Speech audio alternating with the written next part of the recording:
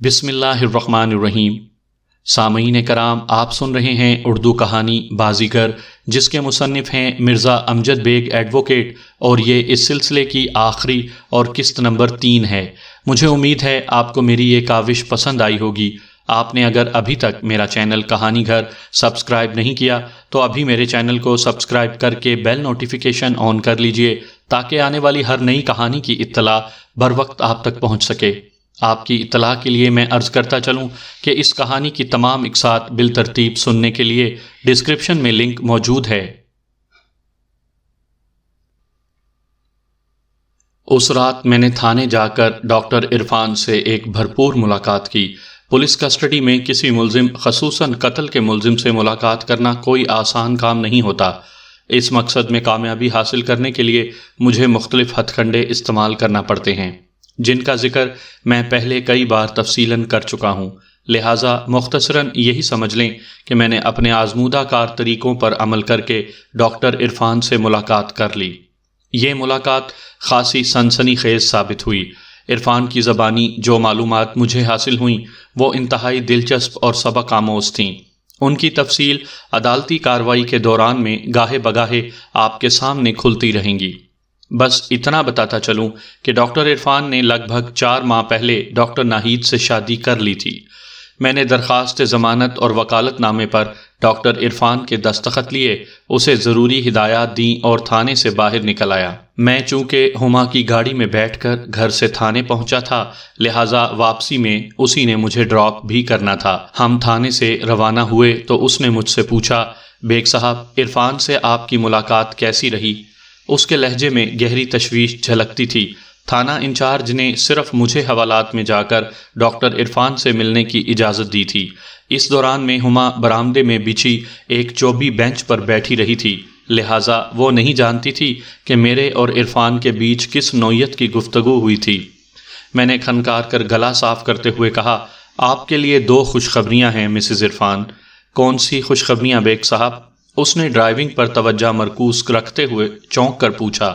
خوشخبری نمبر 1، میں نے ڈرامائی انداز اختیار کرتے ہوئے کہا، آپ ڈاکٹر عرفان کو جس چڑیل کے چنگل سے آزاد کروانے کی تگ و دو میں میرے پاس پہنچی تھیں، وہ ہمیشہ ہمیشہ کے لیے یہ دنیا چھوڑ کر دوسری دنیا میں جا چکی ہے۔ میرا اشارہ ڈاکٹر ناہید کی جانب ہے۔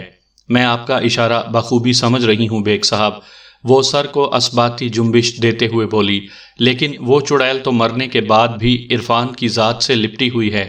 عرفان کو پولیس نے اسی کے قتل کے الزام میں گرفتار کیا ہے۔ دوسری خوشخبری اسی حوالے سے ہے۔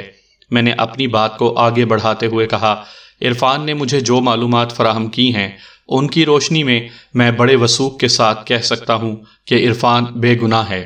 اس نے ڈاکٹر ناہید کو قتل نہیں کیا۔ آپ کا وثوق اس امر کا مظہر ہے کہ آپ عرفان کی باعزت رہائی کے لیے سر توڑ کوشش کرنے کے لیے ذہنی طور پر تیار ہو چکے ہیں۔ وہ ٹھوس مگر سوالیہ انداز میں بولی، بالکل۔ میں نے اسبات میں گردن ہلائی۔ میں نے عرفان سے وکالت نامہ اور درخواست ضمانت سائن کروائی ہے، تو اس کا مطلب یہی ہے کہ میں اس کا کیس جی جان سے لڑوں گا۔ شکریہ بیگ صاحب، وہ تشکر آمیز لہجے میں بولی۔ اس کے ساتھ ہی ایک ایسی خبر بھی ہے جس سے آپ کو جذباتی صدمہ پہنچ سکتا ہے۔ میں نے محتاط انداز میں کہا، کیا مطلب؟ اس کے استفسار سے تشویش جھلکتی تھی۔ 4 ماہ پہلے عرفان نے ناہید سے شادی کر لی تھی۔ میں نے انکشاف انگیز انداز میں کہا، کیا؟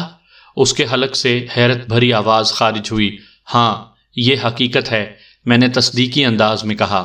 عرفان اور ناہید کی شادی کی خبر سے ہما کو ذہنی دھچکا لگا تھا۔ چند لمحات کے لیے وہ سن سی ہو کر رہ گئی تھی۔ سٹیئرنگ پر ایک لمحے کے لیے اس کے ہاتھ بھی بوکھلاہٹ کا شکار ہوئے تھے، تاہم جلد ہی وہ خود کو سنبھالنے میں کامیاب ہو گئی تھی، اور اس اطمینان میں سب سے بڑا ہاتھ اس اطمینان کا تھا کہ اس کی حریف ڈاکٹر ناہید اب اس دنیا میں باقی نہیں رہی تھی۔ اگر وہ 4 ماہ پہلے اس کی سوتن بن بھی گئی تھی تو اس کی موت نے یہ کانٹا نکال دیا تھا۔ کیا شادی والی بات آپ کو خود عرفان نے بتائی ہے؟ اس نے میرے گھر کی سمت ڈرائیونگ جاری رکھتے ہوئے پوچھا۔ ظاہر ہے، اور مجھے کیسے پتہ چل سکتا تھا؟ میں نے سرسری انداز میں جواب دیا۔ لیکن تھوڑی دیر پہلے جب میں عرفان سے مل کر گئی تھی تو اس نے مجھ سے ایسی کوئی بات نہیں کی تھی، وہ الجھن زدہ انداز میں بولی۔ اس کا سبب ندامت کا شدید ترین بوجھ ہو سکتا ہے۔ میں نے وضاحت کرتے ہوئے کہا، عرفان یک بیک ضمیر کے بوجھ تلے دب کر رہ گیا ہے، اسی لیے وہ آپ کے سامنے اپنے جرم کا اقرار نہ کر سکا۔ دوسری شادی کی تفصیلات کیا ہیں بیگ صاحب؟ ذہنی پریشانی میں گھرے ہونے کے باوجود بھی وہ بیویوں والی مخصوص نفسیات سے مجبور ہو کر یہ سوال کیے بنا نہ رہ سکی۔ میں نے کہا، مسز عرفان، آپ عرفان اور ناہید کی انڈرسٹینڈنگ سے تو اچھی طرح واقف ہی ہیں، بس اس بات کی آپ کو خبر نہیں تھی کہ ان لوگوں نے باقاعدہ شادی کر لی ہے یا ماضی کی دوستی کو بغیر نکاحی کے نبھائے چلے جا رہے ہیں۔ جی ہاں، صورتحال میرے نزدیک تو کچھ اسی قسم کی تھی، وہ تائیدی انداز میں بولی۔ یہ انکشاف تو آپ کی زبانی مجھ تک پہنچا ہے کہ وہ پچھلے 4 ماہ سے میاں بیوی کی حیثیت اختیار کر چکے تھے۔ عرفان کی زبانی جو حالات میرے علم میں آئے ہیں، ان کے مطابق ڈاکٹر ناہید نے پوری طرح عرفان کے دل و دماغ کو اپنے قبضے میں کر رکھا تھا۔ عرفان اس کے سامنے خود کو بے بس محسوس کرنے لگتا تھا۔ ان دنوں ناہید جس فلیٹ میں رہ رہی تھی وہ بھی ڈاکٹر عرفان ہی نے اسے اس کے نام سے لے کر دیا تھا۔ او مائی گاڈ! اس کی سرسراتی ہوئی آواز میری سماعت سے ٹکرائی۔ معاملات اس نہج تک جا پہنچے تھے اور مجھے کوئی خبر ہی نہیں تھی۔ اس کا بھی ایک سبب ہے، میں نے کہا۔ ابتدا میں آپ نے عرفان پر اندھا اعتماد کیا تھا، آپ کے وہم و گمان میں بھی نہیں آ سکتا تھا کہ عرفان آپ سے اس نوعیت کی بے وفائی کا مرتکب ہو سکتا ہے۔ آپ بالکل ٹھیک کہہ رہے ہیں بیگ صاحب، وہ تائیدی انداز میں گردن ہلاتے ہوئے بولی۔ میرا تو کبھی اس طرف دھیان ہی نہیں گیا تھا، اور جب ان معاملات کی طرف دھیان گیا تو بہت دیر ہو چکی تھی۔ میں نے ایک بوجھل سانس خارج کرتے ہوئے کہا، جب تک ڈاکٹر ناہید کا جادو ڈاکٹر عرفان کو اپنے شکنجے میں پوری طرح کس چکا تھا۔ اس نے گھمبیر انداز میں کہا، آپ نے اپنے جاسوس طفیل کی مدد سے عرفان کی چوری پکڑ لی۔ میں نے سلسلہ کلام کو آگے بڑھاتے ہوئے کہا، عرفان بوکھلا کر رہ گیا۔ فوری طور پر اس کی سمجھ میں یہی آیا کہ وہ اپنے جرم کا اقرار کر کے آپ کا ہر مطالبہ مان لے۔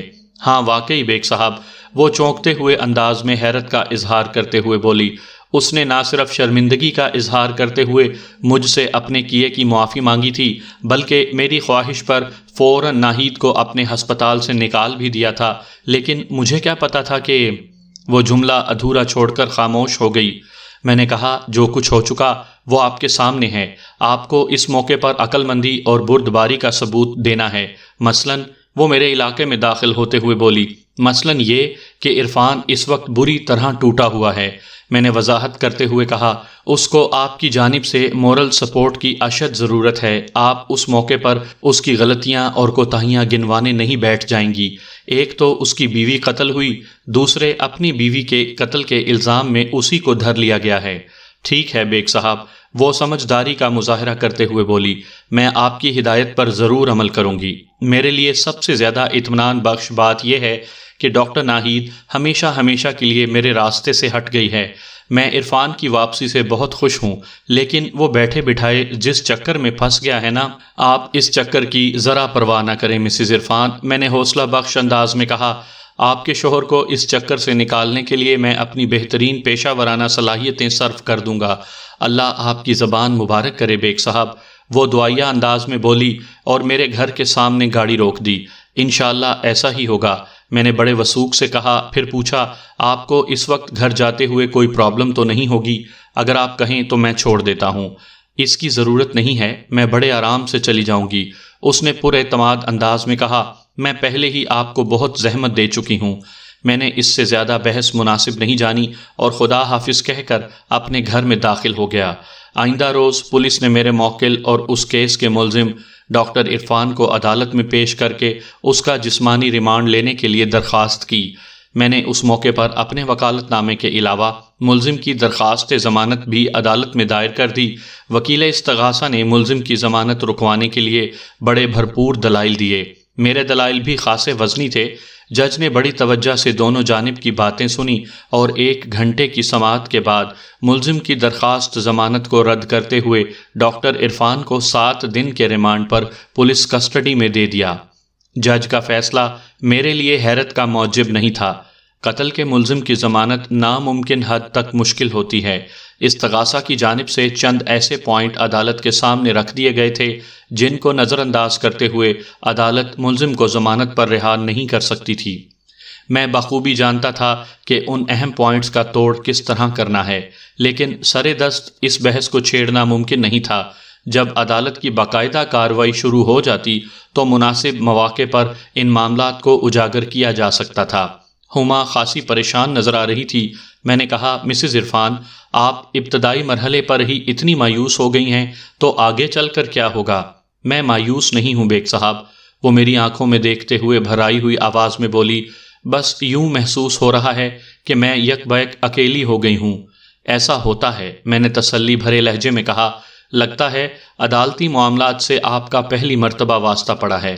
آپ ٹھیک کہہ رہے ہیں، باقاعدہ واسطہ پہلی مرتبہ ہی پڑا ہے، وہ تائیدی انداز میں گردن ہلاتے ہوئے بولی۔ ابو کو پراپرٹی کے معاملات کی غرض سے اکثر عدالت وغیرہ میں آنا جانا پڑتا تھا، لیکن انہوں نے کبھی مجھے ان چکروں میں نہیں الجھنے دیا۔ تو پھر آپ مجھ پر مکمل بھروسہ رکھیں، میں نے مضبوط لہجے میں کہا۔ میں آپ کو کسی الجھن میں نہیں پڑنے دوں گا اور عرفان کو اس کیس سے اس طرح نکال لوں گا جیسے مکھن میں سے بال کو کھینچ کر نکالا جاتا ہے۔ آپ پر تو پورا بھروسہ ہے بیگ صاحب، اس نے کہا۔ بس تو پھر مطمئن ہو جائیں، میں نے کہا۔ عدالتی معاملات کو مکمل طور پر مجھ پر چھوڑ دیں، آپ اپنے بچوں پر توجہ دیں۔ یہ آپ نے خوب کہا، وہ چونکے ہوئے لہجے میں بولی۔ میں کل سے انہیں نظر انداز کیے جا رہی ہوں، یہ افتاد ہی ایسی تھی، اس میں آپ کا کوئی قصور نہیں ہے، میں نے کہا۔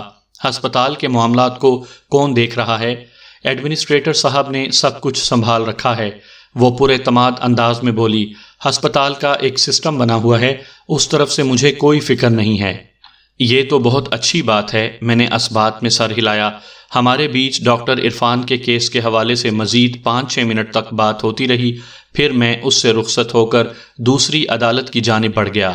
ریمانڈ کی مدت پوری ہونے کے بعد پولیس نے عدالت میں چالان پیش کر دیا۔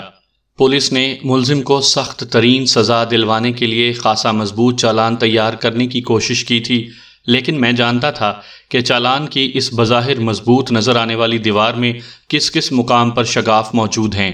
مجھے انہی شگاف کو اپنے دلائل سے وسعت دے کر اتنا بڑا کرنا تھا کہ اس راستے سے بآسانی میں اپنے موکل کو نکال لانے میں کامیاب رہوں، اور مجھے 100% یقین تھا کہ میں ایسا کر کے دکھا دوں گا۔ اس پیشی پر اور آنے والی مزید 2 پیشیوں پر کوئی قابل ذکر کارروائی عمل میں نہ آ سکی۔ یہ تینوں پیشیاں مختلف نوعیت کی عدالتی تکنیکی کارروائیوں کی نظر ہو گئیں، جن کی تفصیل میں جانا آپ کو بور کرنے کے مترادف ہوگا۔ یوں سمجھ لیجئے کہ لگ بھگ 4 ماہ کے بعد اس کیس کی باقاعدہ کارروائی کا آغاز ہوا۔ آگے بڑھنے سے قبل میں پوسٹ مارٹم رپورٹ کا ذکر ضرور کروں گا۔ اس رپورٹ کے مطابق ڈاکٹر ناہید کی موت 28 مارچ کی رات 11 بجے کے درمیان واقع ہوئی تھی۔ اسے گلا گھونٹ کر موت کے گھاٹ اتار دیا گیا تھا۔ اسے موت کے منہ میں دھکیلنے سے قبل جنسی تشدد کا نشانہ بنایا گیا تھا۔ اس رپورٹ کا سب سے انکشاف انگیز پہلو یہ بھی تھا کہ اپنی موت کے وقت ڈاکٹر ناہید امید سے تھی۔ علاوہ ازیں اس رپورٹ کے ساتھ منسلک کیمیکل ایگزامینر کی رپورٹ سے پتہ چلا تھا کہ مقتول ڈاکٹر کے معدے سے خواب آور دوا کے آثار بھی ملے تھے۔ گویا پہلے مقتول کو کوئی نشہ آور شے کھلا کر بے ہوش یا نیم بے ہوش کیا گیا تھا، پھر اسے زیادتی کا نشانہ بنایا گیا اور آخر میں اس کا گلا گھونٹ کر موت کے گھاٹ اتار دیا گیا۔ عدالتی کارروائی کا آغاز ہوا۔ جج نے فرد جرم پڑھ کر سنائی۔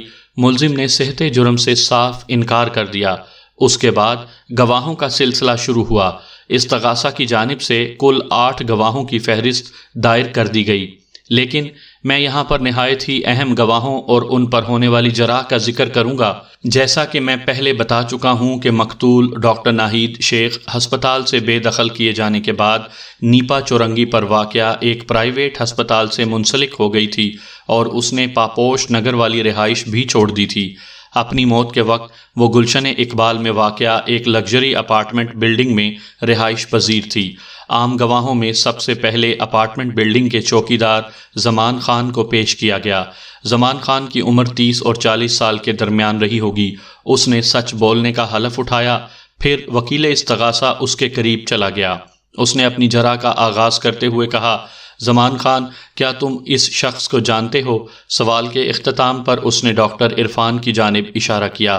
جی، بہت اچھی طرح، گواہ نے جواب دیا۔ اس اچھی طرح کی وضاحت کرو۔ وکیل استغاثہ کی آنکھوں میں دیکھتے ہوئے بولا۔ گواہ نے تھوک نگل کر گلا تر کیا، پھر وضاحت کرتے ہوئے بولا، جناب میں ڈائمنڈ اپارٹمنٹس کا چوکیدار ہوں، لہٰذا مکینوں کے ساتھ ہی میں ان سے ملنے کے لیے آنے جانے والے افراد پر گہری نظر بھی رکھتا ہوں۔ تو تمہارے کہنے کا مطلب یہ ہے کہ ملزم اکثر و بیشتر مقتول سے ملنے اس کے فلیٹ پر آیا کرتا تھا؟ جی ہاں۔ گواہ نے اس بات میں گردن ہلائی۔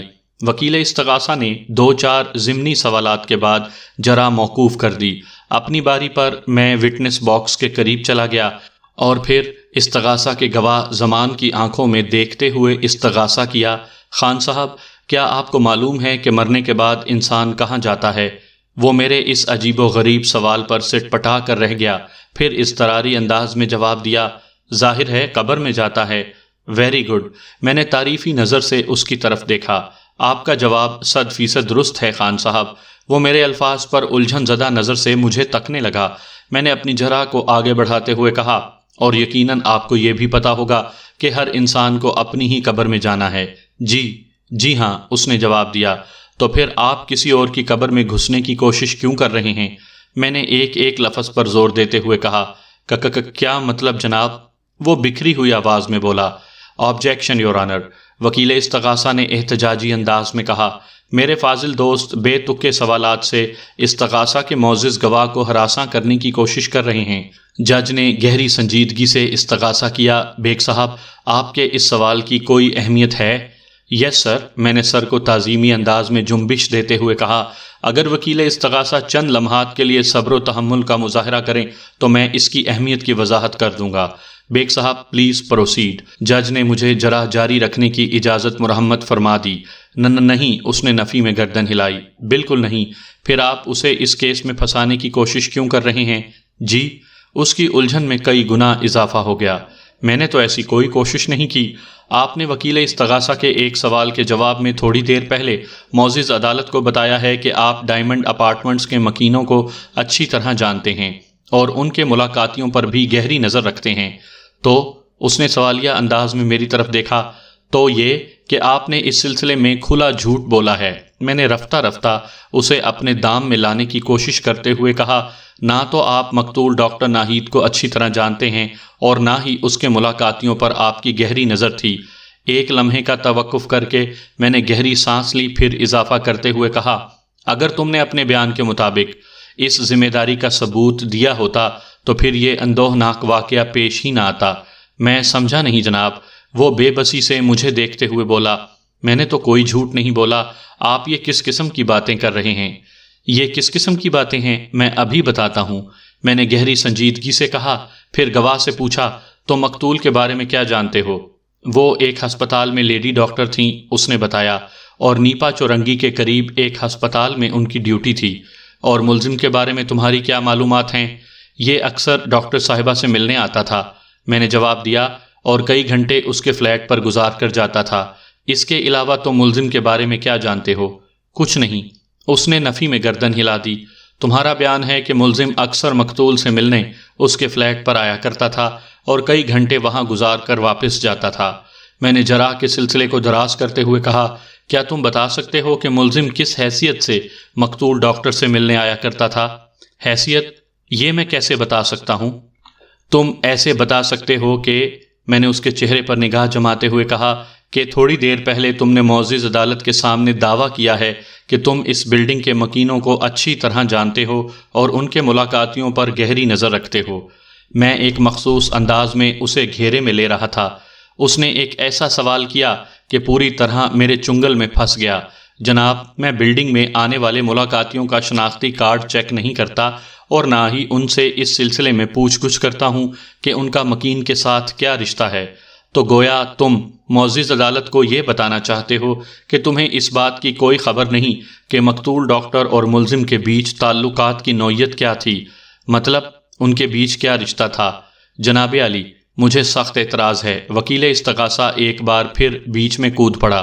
استغاثہ کی تفصیلی رپورٹ اور پولیس کے پیش کردہ چالان میں یہ ساری باتیں درج ہیں۔ مقتول کسی زمانے میں ملزم کے ہسپتال میں جاب کرتی تھی۔ ان دونوں کے درمیان گہری وابستگی پیدا ہو گئی تھی۔ ملزم کی بیوی کے دباؤ پر ملزم نے مقتول کو اپنے ہسپتال سے فارغ کر دیا تھا، تاہم وہ تعلقات نبھانے اس کے گلشن اقبال والے فلیٹ پر بھی آتا رہا۔ ملزم کی بیوی ہما نے اپنے بیان میں ان تمام باتوں کی تائید اور تصدیق کی ہے۔ وہ لمحے بھر کے لیے سانس ہموار کرنے کو روکا اور پھر اپنی بات مکمل کرتے ہوئے بولا، ظاہر ہے ملزم اپنے درینہ تعلقات نبھانے کے لیے مقتول کے فلیٹ پر آتا تھا، اور ان تعلقات کی نوعیت بھی پوسٹ مارٹم رپورٹ سے عیاں ہے۔ ان کے جسمانی تعلقات نے جو گل کھلایا تھا وہ اس رپورٹ میں درج ہے۔ ظاہر ہے اس کے بعد مقتول نے شادی کے لیے ضد کی ہوگی اور ڈاکٹر اس کے لیے تیار نہیں ہوا ہوگا، لہٰذا وہی ہوا جو اس طرح کے کاموں میں ہوا کرتا ہے۔ گویا آپ یہ کہنا چاہتے ہیں کہ میں نے براہ راست وکیل استغاثہ کی آنکھوں میں دیکھتے ہوئے کہا۔ ملزم نے مقتول سے جان چھڑانے اور اپنے گناہ کو چھپانے کے لیے پہلے خواب آور گولیاں کھلا کر مقتول کو بے ہوش کیا، پھر اسے جنسی تشدد سے گزارنے کے بعد موت کے گھاٹ اتار دیا۔ جی ہاں، کرائم سین اسی جانب اشارہ کرتا ہے۔ اوکے، میں نے معتدل انداز میں پوچھا، آپ کے اپنے اس دعوے کا کوئی ثبوت ہے؟ پوسٹ مارٹم رپورٹ میں یہ ساری باتیں لکھی ہوئی ہیں، وہ جان چھڑانے والے انداز میں بولا، اور کیمیکل ایگزامینر کی رپورٹ بھی یہی کہانی سنا رہی ہے۔ یہ سب میں بھی جانتا ہوں، میں نے ترکی بہ ترکی جواب دیا۔ میں نے آپ سے اس امر کا ثبوت مانگا ہے جس سے یہ بات پایا یقین کو پہنچ جائے کہ یہ سب کچھ میرے موکل اور اس کیس کے ملزم نے کیا ہے۔ وہ چند لمحات تک ٹٹولتی ہوئی نظر سے مجھے دیکھتا رہا، پھر طنزیہ لہجے میں بولا، تو کیا آپ کے پاس ایسا کوئی ٹھوس ثبوت ہے جس سے ثابت ہو جائے کہ یہ سب ملزم نے نہیں کیا اور وہ بے گناہ ہے؟ جی ہاں، میرے پاس ٹھوس ثبوت موجود ہے، میں نے ایک ایک لفظ پر زور دیتے ہوئے کہا۔ عدالت میں ایک دم سناٹا چھا گیا۔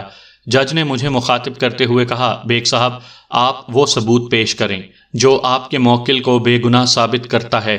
جناب اعلیٰ، میں نے مؤدبانہ انداز میں کہا، میں ٹھوس ثبوت عدالت کی خدمت میں ضرور پیش کروں گا، لیکن اس سے پہلے چند بنیادی باتیں واضح ہو جانا ضروری ہیں، اور اس سلسلے میں سب سے پہلے استغاثہ کے گواہ زمان خان پر اپنی جرح مکمل کرنا چاہتا ہوں۔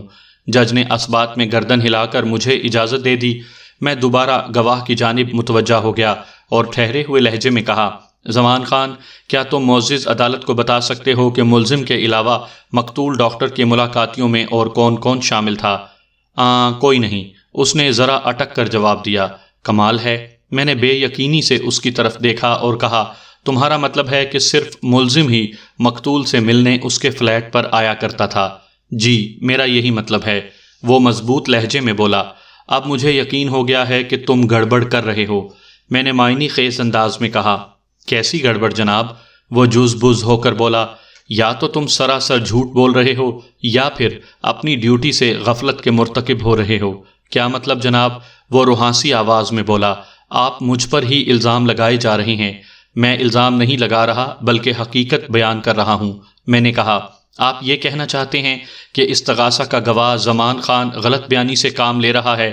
وکیل استغاثہ اپنے گواہ کی حمایت میں بولا، آپ کے مطابق ملزم کے علاوہ کوئی اور بھی مقتول سے ملنے اس کے فلیٹ پر آیا کرتا تھا اور زمان خان کی اس پر نظر نہیں پڑی؟ تھینک یو میرے فاضل دوست، میں نے وکیل استغاثہ کی جانب فاتحانہ نظر سے دیکھا۔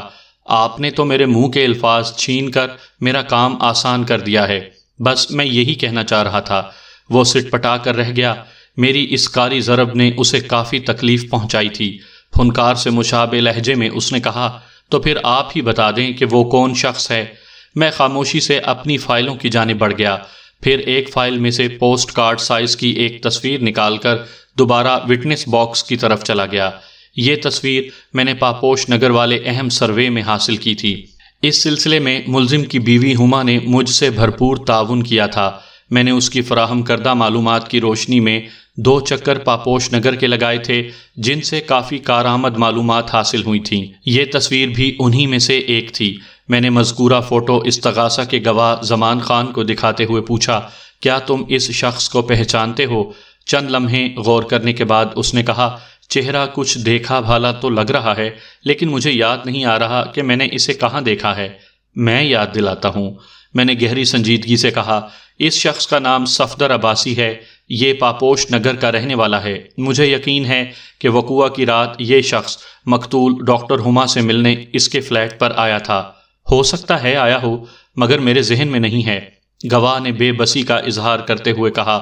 میں نے مذکورہ فوٹو جج کے حوالے کرتے ہوئے کہا، جناب اعلیٰ، اگرچہ استغاثہ کے گواہ نے اس شخص صفدر عباسی کو وثوق سے نہیں پہچانا، لیکن اس نے اس خیال کا اظہار ضرور کیا ہے کہ یہ چہرہ اس کا دیکھا ہوا ہے، لہٰذا میں معزز عدالت سے استدعا کروں گا کہ اس شخص کو شامل تفتیش کیا جائے۔ مجھے یقین ہے کہ اس شخص کی گرفتاری کیس کو نیا رخ دے گی۔ اس کے ساتھ ہی عدالت کا وقت ختم ہو گیا۔ جج نے 15 دن بعد کی تاریخ دے کر عدالت برخاست کر دی۔ اگلی پیشی پر استغاثہ کی جانب سے 3 گواہ عدالت میں پیش کیے گئے، لیکن ان کے بیانات پر ہونے والی جرح میں کوئی خاص بات نہیں تھی۔ آئندہ پیشی پر میں نے جج سے درخواست کر کے اس میں کیس کے انکوائری آفیسر کو کٹہرے میں بلا لیا۔ انکوائری آفیسر رینک کے اعتبار سے ایک سب انسپیکٹر تھا۔ آیو صاحب، آپ نے پوسٹ مارٹم کی رپورٹ تو بڑی توجہ سے پڑھی ہوگی، یہ بھی کوئی پوچھنے والی بات ہے؟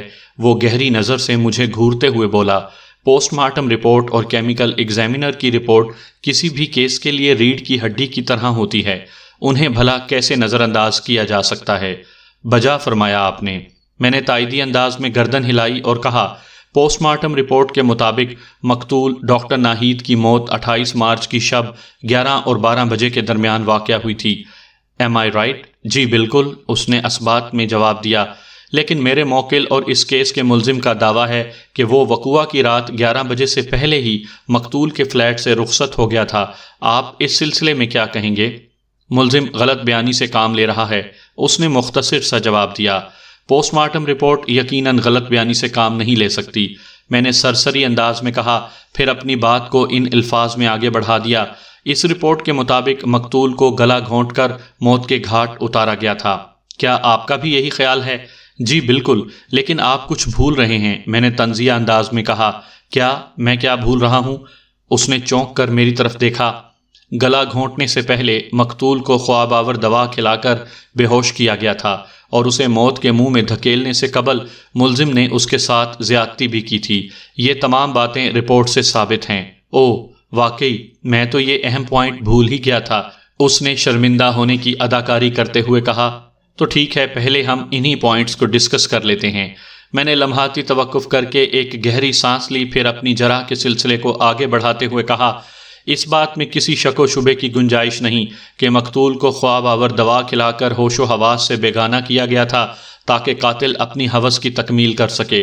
کیا آپ نے وقوع پر چائے، کافی یا شربت وغیرہ کے ایسے برتن دیکھے یا دیکھا جس میں خواب آور دوا مقتول کو دی گئی تھی؟ ہم نے وقوع پر موجود کچن کے تمام برتنوں کو چیک کیا تھا، لیکن کسی کپ یا گلاس میں اس قسم کی دوا کے آثار نہیں ملے۔ وہ خاصے مضبوط لہجے میں بولا، عیار قاتل نے وقوع سے رخصت ہونے سے پہلے ایسے تمام شواہد مٹا دیے تھے۔ عیار قاتلوں سے ایسی توقعات رکھی جا سکتی ہیں۔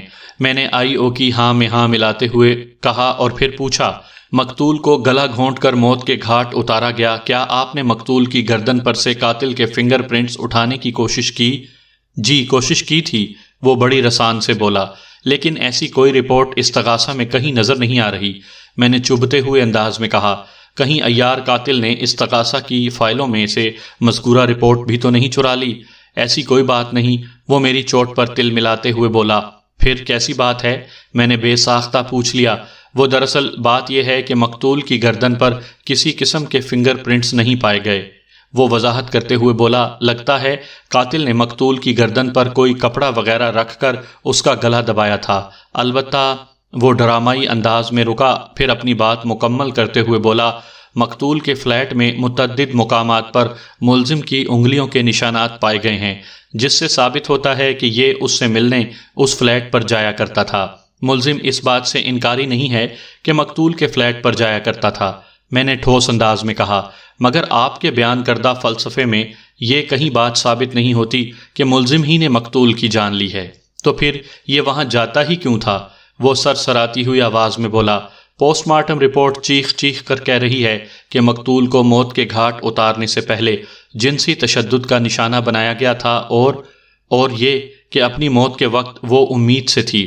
اس میں کسی شک و شبے کی گنجائش نہیں کہ مقتول کی موت سے قبل اس کے ساتھ زیادتی کی گئی تھی، اور یہ کہ وہ امید سے بھی تھی۔ میں نے ٹھہرے ہوئے لہجے میں کہا، لیکن اس کے قتل کا الزام میرے موکل کے سر لگانا درست نہیں ہے۔ اور اب آپ کے سب سے اہم سوال کا جواب۔ میں نے دانستہ جملہ ادھورا چھوڑا تو وہ ایسی نظر سے مجھے تکنے لگا جیسے میں نے کوئی عجیب بات کر دی ہو۔ بے ساختہ اس کی زبان سے نکلا، میرا کون سا اہم سوال؟ تو پھر یہ وہاں جاتا ہی کیوں تھا؟ میں نے ایک ایک لفظ پر زور دیتے ہوئے کہا، بتاؤں میرا موکل مقتول کے فلیٹ پر کیوں جاتا تھا؟ جی بتائیں، وہ ہونکوں کی طرح میرا منہ تکنے لگا۔ جج بھی گہری سنجیدگی سے مجھے دیکھ رہا تھا جیسے میں کوئی اہم انکشاف کرنے والا ہوں۔ میں نے نہایت ٹھہرے ہوئے انداز میں کہا، میرا موکل مقتول ڈاکٹر ناہید سے ملنے اس لیے جاتا تھا کہ یہ اس کا شوہر تھا۔ ایک شوہر کو اپنی بیوی سے ملنے سے بھلا کون روک سکتا ہے؟ کیا؟ وکیل استغاثہ بھونچکا رہ گیا۔ حاضرین عدالت پر بھی سختہ طاری ہو گیا۔ بیگ صاحب، جج نے مجھ سے مخاطب ہوتے ہوئے پوچھا، یہ آپ کیا کہہ رہے ہیں؟ میں حقیقت بیان کر رہا ہوں جناب اعلیٰ، میں نے ایک ایک لفظ پر زور دیتے ہوئے کہا۔ ملزم ڈاکٹر عرفان نے پچھلے سال نومبر میں مقتول ڈاکٹر ناہید سے کورٹ میرج کر لی تھی۔ یہ چونکہ پہلے سے شادی شدہ ہے اور اپنی دوسری شادی کو پہلی بیوی سے چھپا رکھنا چاہتا تھا، اس لیے اس نے اپنی دوسری شادی کا باقاعدہ اعلان نہیں کیا تھا۔ کیا آپ ثابت کر سکتے ہیں کہ ملزم نے 4 ماہ پہلے مقتول سے کورٹ میرج کر لی تھی؟ جج نے گہری سنجیدگی سے سوال کیا۔ یس سر، میں نے بڑے اعتماد سے جواب دیا۔ پھر تمام اہم دستاویزات اپنی فائل سے نکال کر جج کے سامنے میز پر رکھ دیے، جن سے ثابت ہوتا تھا کہ 4 ماہ پہلے ڈاکٹر عرفان اور ڈاکٹر ناہید نے باقاعدہ کورٹ میرج کی تھی۔ جج نے مذکورہ کاغذات کا مطالعہ کرنے کے بعد اثبات میں گردن ہلا دی تو میں دوبارہ آیو کی جانب متوجہ ہو گیا۔ آیو صاحب، آپ کیا کہتے ہیں بیچ اس مسئلے کے؟ کیا کوئی شوہر اپنی بیوی کو اس انداز میں قتل کر سکتا ہے جبکہ 4 ماہ پہلے انہوں نے لو میرج کی ہو اور بیوی امید سے بھی ہو؟ انکوائری آفیسر کے کچھ بولنے سے پہلے ہی وکیل استغاثہ کی حیرت سے معمور آواز عدالت کے کمرے میں ابھری، اگر ڈاکٹر عرفان نے ڈاکٹر ناہید کو قتل نہیں کیا تو پھر اس کا قاتل کون ہے؟ سبحان اللہ، میں نے وکیل مخالف کی لوز بال پر باؤنڈری مارتے ہوئے کہا، استغاثہ کے ٹھیکیدار آپ ہی اور سوال مجھ سے کر رہے ہیں کہ مقتول کو کس نے قتل کیا؟ میں نے گزشتہ پیشی پر آپ کی مدد کرنے کی ایک کوشش کی تھی، لیکن شاید آپ نے میرے خلوص کی قدر نہیں کی۔ کیسی مدد؟ وہ بے ساختہ بولا۔ صفدر عباسی کا فوٹو، میں نے سنسناتے ہوئے لہجے میں کہا۔ اس کے ساتھ ہی عدالت کا مقررہ وقت ختم ہو گیا۔ عدالت نے 1 ہفتے بعد کی تاریخ دے کر عدالت برخاست کرنے کا اعلان کر دیا۔ The court is adjourned۔ آئندہ پیشی پر جج نے میرے موکل اور اس کیس کے ملزم ڈاکٹر عرفان کو باعزت بری کر دیا۔ میرے چھوڑے ہوئے خطرناک فوٹو کی انگلی پکڑ کر پولیس نے اگلے روز ہی صفدر عباسی نامی اس شخص کو گرفتار کر لیا تھا۔ وہ زیادہ دیر تک پولیس کی تفتیش کا سامنا نہ کر سکا اور اس نے ڈاکٹر ناہید کے قتل کا اقبال کر لیا۔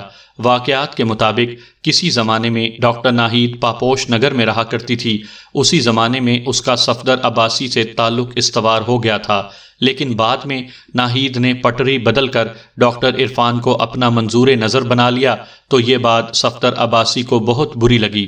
جب ناہید کو شیخ ہسپتال سے برخاست کیا گیا تو صفدر عباسی نے دوبارہ ناہید کے ساتھ روابط پیدا کرنے کی کوشش کی، لیکن ناہید نے اسے کوئی لفٹ نہ کرائی۔ اس کے نتیجے میں صفدر اسے بلیک میل کرنے لگا۔ وقوعہ کے روز وہ بلیک میلنگ کا مواد ناہید کے حوالے کر کے اس سے بھاری رقم وصول کرنے آیا تھا، اور یہ اس کی چال تھی۔ اس کے ذہن کے اندر جو منصوبہ تھا اس نے اسی کے مطابق عمل کیا اور چپ چاپ اس کے فلیٹ سے نکل گیا۔ مسز عرفان اپنے شوہر کی باعزت رہائی پر بہت خوش تھی۔ جب ہم عدالت کے کمرے سے باہر آئے تو اس نے فرتے جذبات میں کہا، بیگ صاحب، کوئی چاہے کتنا بھی بڑا بازیگر کیوں نہ ہو، اسے بھی مات ہو سکتی ہے، اس میں تو کسی شک و شبے کی گنجائش ہی نہیں ہے۔ میں نے تائیدی انداز میں گردن ہلاتے ہوئے کہا، اللہ نے ہر شیر کے لیے 1.25 شیر پیدا کر رکھا ہے، اس لیے ہر انسان کو اپنی کھال میں رہنا چاہیے۔ وہ زیر لب مسکرانے لگی۔